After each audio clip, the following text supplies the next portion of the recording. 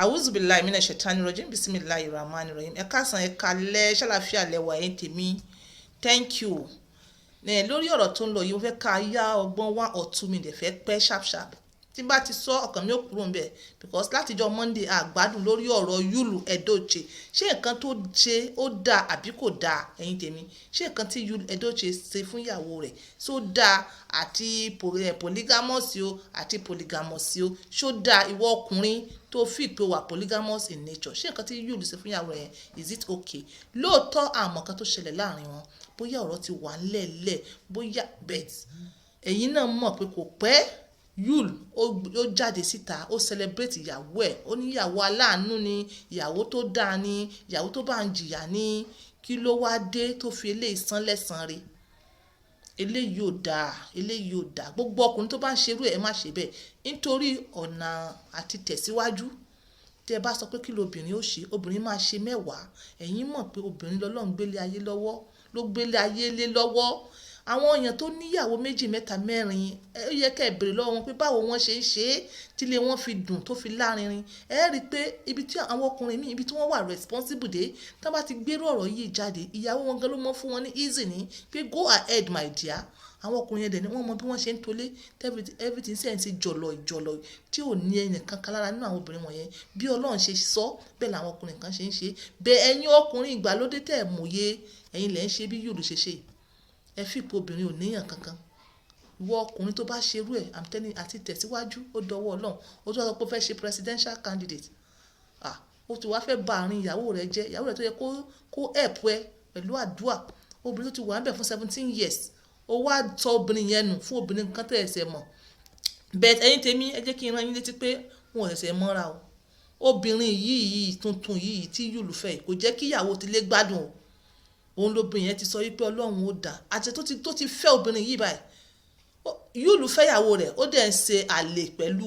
obìnrin yẹn náà tipẹ́tipẹ́ bí wàádìí wa ṣe gbọ́ ní bá ṣe rí nìyẹn. Wọ́n fẹ́ràn ara wọn Yul àti obìnrin tó wà ń ta yìí tó pè ní second wife nísìn ó pè ní second wife because soft landing ni obìnrin yẹn ṣe second wife obìnrin yẹn sì jẹ́ baby mama ní dọ́là. Bẹ́ẹ̀ torí àwọn blogger kan kí wọ́n tó re lẹ́sẹ̀ àti nítorí political career rẹ̀ ló fi sọ pé second wife. Ṣóyè yín èèyàn kankan nu family bí bàbá ṣe sọ àtẹ̀gbọ́n wọn ò recognize pé ó ṣe ìyàwó fún obìnrin yẹn. Bẹ́ẹ̀ ìwádìí náà tí wọ́n fi yé wa pé ó sanwó rẹ̀ níjọ́ Sunday imagine rush 419 dowry ó san níjọ́ Sunday ìyàwó sì gbọ́ níjọ́ Monday rush 419 yẹn as far as they are concerned obìnrin yẹn she still baby mama. Ṣóyè yín bẹ́ẹ̀ tó bá jẹ́ pé ó fẹ́ alhamdulillah if not tí wọn ò bá fẹ́ ru obìnrin báyìí á tún dalẹ́ mi rú láìpẹ́ o. Ó máa constitute nuisance tó bá fẹ́ alhamdulillah. So èní kọ́ ló ti ń dalé yẹn rú wọ́n ti ń fẹ́ra wọn ti pẹ́ ìyàwó náà dẹ̀ mọ̀ sí i ó fi pé ó máa jáwọ́ because obìnrin yẹn alákọ̀ọ́kọ́ yẹn ó jẹ́yàn tó gentle mẹ́ẹ̀bá ó jẹ́yàn tó gentle Ọlọ́run sì fún wọn lọ́mọ tó lálùbáríkà ó fi pé ó máa jáwọ́ at the end of the day ọmọ ló jáde. Ìwọ tó bá ti fi pé ó wà òkè kọ́kọ́ rẹ̀ cheat tó bá ti fi ìpọkọ rẹ kó cheat ó wà okay that means you are sick because at the end of the day wọ́n á gbọ́mọ wá baby mama ó wọlé wá àrùn tó gbóògùn ó máa wọlé wá kádàrá rẹ gan ló fi ń ṣe náà because tó bá yá business ẹ̀ ń lọ dédé mọ́ kò kí n ṣe gbogbo obìnrin yẹ káwọn ọkọ yín mọ bá sùn tó má ti bá wọn sùn tàbá yìí everything máa turn rough ni. Ìwọ tó fi pé ó wà okay kọ́kọ́ rẹ cheat one day wọ́n náà be ready for all this jagbajagba it's not okay in as much as kò wà okay fún ọkọ rẹ pé kí wọ́n cheat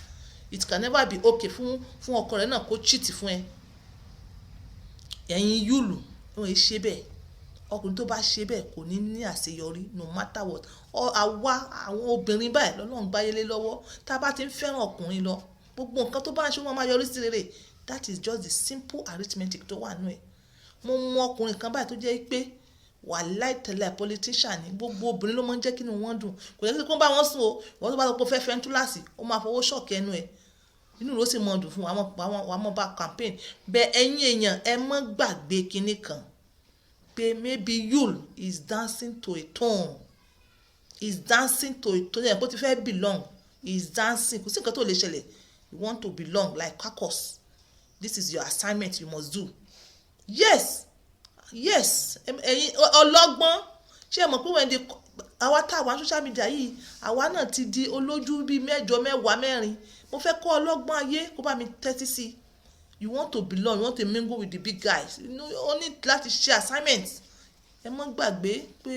then two again ó lè jẹ́ wípé wọ́n fẹ́ victimize ẹ̀ before kẹ́ tó victimize ẹ̀ kò tí ẹ ṣe victimize tó bá fẹ́ victimize 17 years marriage fún obìnrin tó help wẹ fún obìnrin tó jẹ́ pé ìwọ gan fẹ́ràn rẹ sọ pé aláàánú ẹni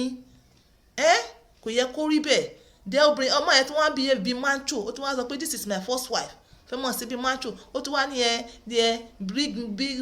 real men own up ó fẹ́ own up tẹ́lẹ̀ àwọn gist lover ló fẹ́ tu ẹ̀ story ló jẹ́ kó sáré wá own up nǹkan tó ṣe yẹn is not good. Àwọn nupe wọ́n ní similar behaviour bẹ̀tì àwọn nupe ó dáa gidi gan àwọn nupe ní northern Nigeria so yẹn ní Niger state ní Kogi precisely àwọn Niger state nupe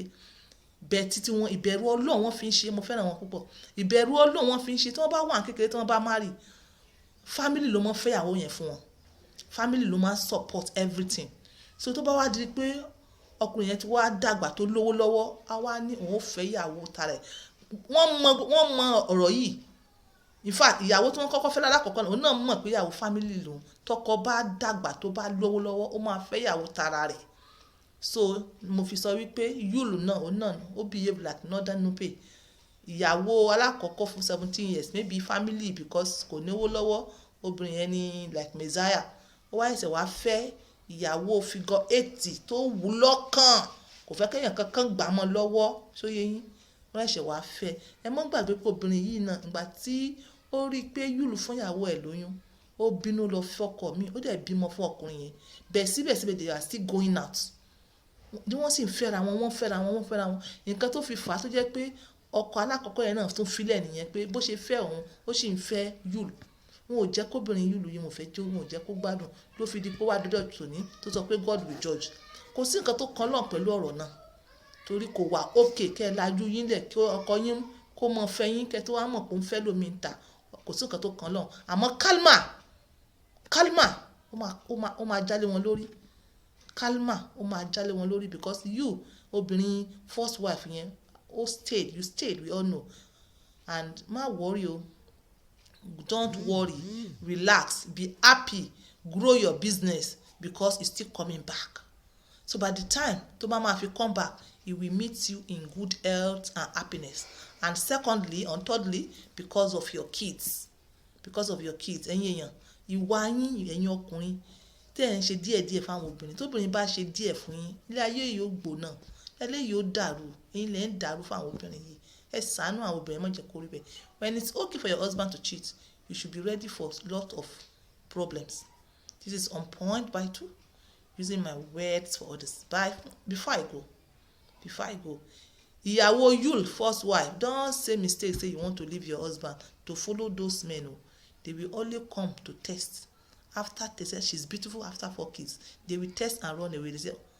they will run away because after 1 2 3 4 they say wetin remain you don test and you don finish no matter the problem now yul is still the best husband for you in as much as no beating no hungry and no more cheating maybe this one will just be his last